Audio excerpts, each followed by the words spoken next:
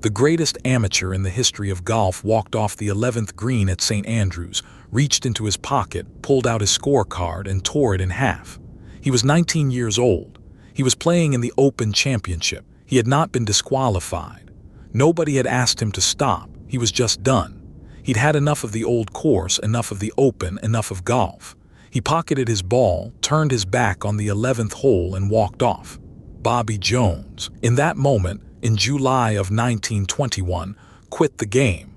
He almost never played serious tournament golf again. Who is Bobby Jones in 1921? He's 19. He's already been famous for 5 years. At 14, he showed up at the 1916 U.S. Amateur at Merion and beat a former champion in the first round. The newspapers lost their minds. A child from Atlanta in knickers, dismantling grown men with his irons. He made the quarterfinals. He was the story of the championship. By 1921, he's been the story of every championship he enters. He's the best ball striker most of these older pros have ever seen. Walter Hagen says it out loud. Old Scottish caddies say it. His swing is already the swing people are going to copy for the next 40 years. Long, slow, perfect rhythm, a back like a hinge, and he hasn't won anything. By 1921, Bobby Jones is famous, gifted, fawned over in print, and zero for everything that matters. No U.S. Amateur, no U.S. Open, no Open Championship. 5 years of being the future of golf, and he can't get a trophy with his name on it. The reason is not his swing. The reason is his temper. Bobby Jones, at 19, is a thrower. Clubs go into trees. Clubs go into lakes. Clubs go at caddies. He breaks the heads off his own irons in his own hands. He curses in a way that gets reported by sports writers who like him, and even they have to clean it up before it hits print. He calls it his fighting nature. Everybody else calls it a problem. So that's the kid getting on the boat to Britain in the summer of 1921. Prodigy, hothead, famous for losing. 19. He's not even there for the Open originally. He's there for the first ever international amateur match between America and Britain. The match that's about to become the Walker Cup. The Americans want to bring their best young amateur, and that's Jones, so he sails over with the team in May. They play the match at Hoylake. Jones plays fine. The Americans win. Job done. But once you're in Britain with golf season on, you don't just leave. You stay for the British Amateur. So he plays that at Hoylake, and he loses in the 4th round to a man named Alan Graham who he should have beaten in his sleep. Jones leaves the course in a mood. And then, because he's there, because everybody's there, he enters the Open Championship. The Open is at St. Andrews that year. The old course. The home of golf. The place every golfer in the world is supposed to walk onto with their hat in their hand. Jones walks onto it with a chip on his shoulder. He has never seen the old course before. He doesn't get it. Nobody who shows up at St. Andrews the first time gets it.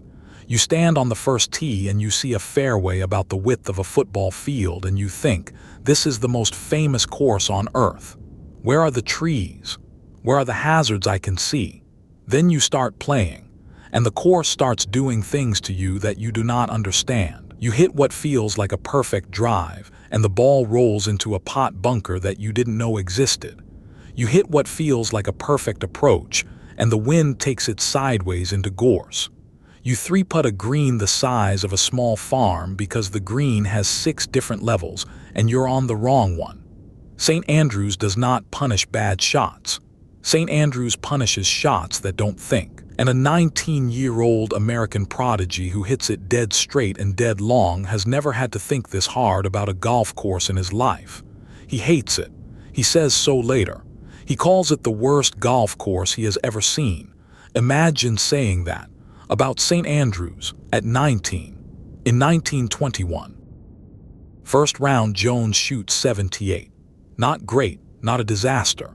Second round, he shoots 74. Now he's in the mix. He's a few off the lead. People remember he's Bobby Jones. The story straightens out. The kid is going to be fine. Third round, Saturday morning. The Open back then is 54 holes in 2 days, then 36 on the final day. 2 rounds Saturday. He goes out in the morning, and the morning round comes apart. 6 on the 10th. He's bleeding shots. He's playing angry. He gets to the 11th. The 11th at the old course is called the High Hole. It's a par 3, about 170 yards across the corner of the Eden Estuary. Two of the most famous bunkers in golf sit in front of the green, Strath Bunker on the right, Hill Bunker on the left. They are not big. They are not deep by St. Andrews standards. They are just placed exactly where a missed tee shot wants to go. Jones tees off. The ball goes into Hill Bunker. He gets down to the sand, takes his stance. Swings, ball stays in the bunker, swings again, stays in the bunker, swings a third time. Accounts of how many shots he took in there vary. Some say 3, some say 4, some say he never finished the hole at all. The next part everybody agrees on. He picked up his ball. In a stroke play championship at the Open at St. Andrews, with the entire golfing world watching, Bobby Jones picked up his ball in the middle of a hole. He walked off the green. He reached into his back pocket. He pulled out his scorecard. He tore it. Some accounts say he tore it in half. Some say he crumpled it. One witness said he tore it into small pieces and let the wind take them. Whatever the exact gesture was, the meaning was the same. I am out. I am done with this round. I am done with this tournament. I am done with this course. He walked in. He was 19 years old, and he had just done the single most disgraceful thing an amateur could do in the sport of golf. Quitting in 1921 meant something we've lost the language for. The amateur ideal in golf in 1921 is not a hobby. It is a moral code. The amateur plays for honor. The amateur calls penalties on himself. The amateur finishes the round. You shoot 90, you walk in with your card and you sign for 90. You do not quit.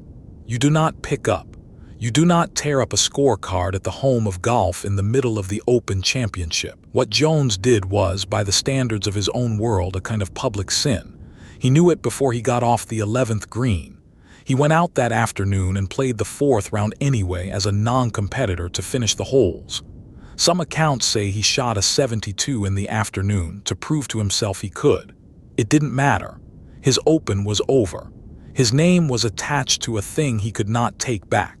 The British press was polite. The British press tends to be polite about Americans, in particular gifted Americans, in particular in 1921 when the American game is starting to show up on British soil and nobody wants to look small about it.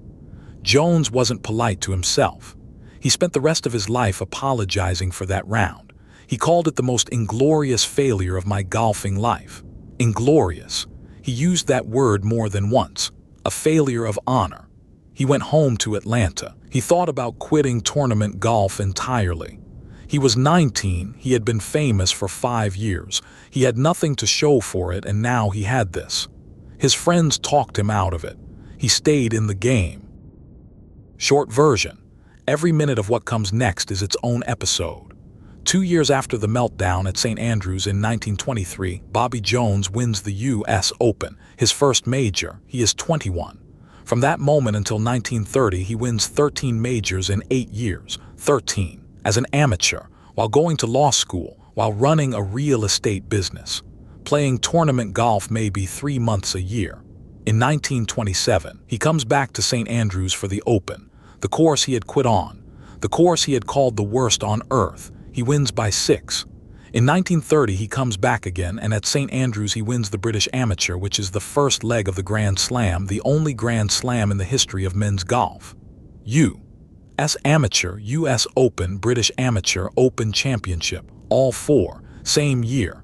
Nobody before, nobody since. He retires from competitive golf that fall. He's 28. And in 1958, an old man now, sick, dying of the spinal disease that's going to kill him, he comes back to St. Andrews one last time. The town gives him the freedom of the city. It's the second time in their history they've given that honor to an American. The first was Benjamin Franklin. Jones stands up at the ceremony, can barely walk to the podium, and he says this: "I could take out of my life everything except my experience at St. Andrews, and I would still have had a rich, full life. The course he tore his scorecard on. The course he called the worst on earth. That course." The story we tell about Bobby Jones is the Grand Slam, the 13 majors, the Augusta National he built, the Masters he invented. But every one of those things runs through a Saturday morning in July of 1921, on a par 3 by the Eden estuary, when a 19-year-old kid with the best swing on earth lost his temper in a small Scottish bunker, tore his card in half and walked off. He almost quit forever right there. He didn't. Roll it back with us next time,